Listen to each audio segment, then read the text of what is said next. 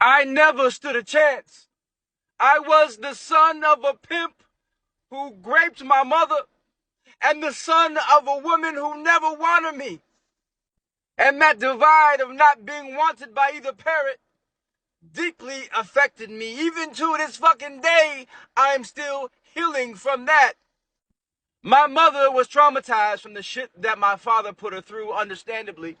My mother came to America to get an education as an 18-year-old Egyptian girl.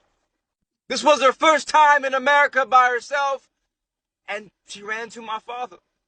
My father abducted her, drugged her up, broke her, raped her, and put her on a street corner. My father was a sex trafficker. That's what he did.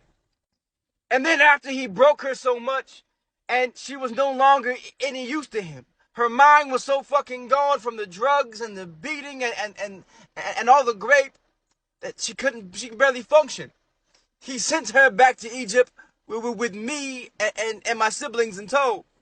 She married an Arab man. And of course, that relationship was going to fail. My mother was broken. But she blamed the failed relationship on me. She would argue with her Arab husband and then get mad at me about it and try to drown me. I remember it like it was yesterday. You know, the showers and tubs, you know, in over there were a little different. They're like these really, really huge pot-like things. They're vast. And my mother would fill it up.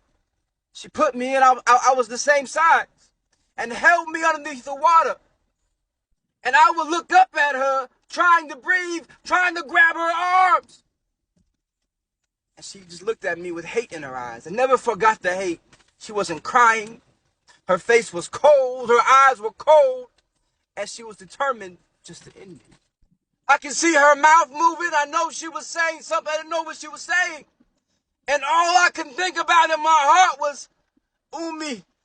Ummi, why? Ummi means mom in Arabic. And because, you know, I was just a kid.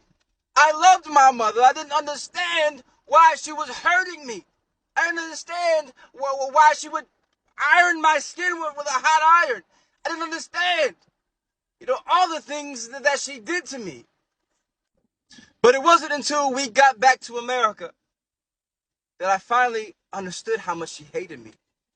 Because if you thought these things that she did in the Middle East were bad to me, when we got to America, it was 10 times worse.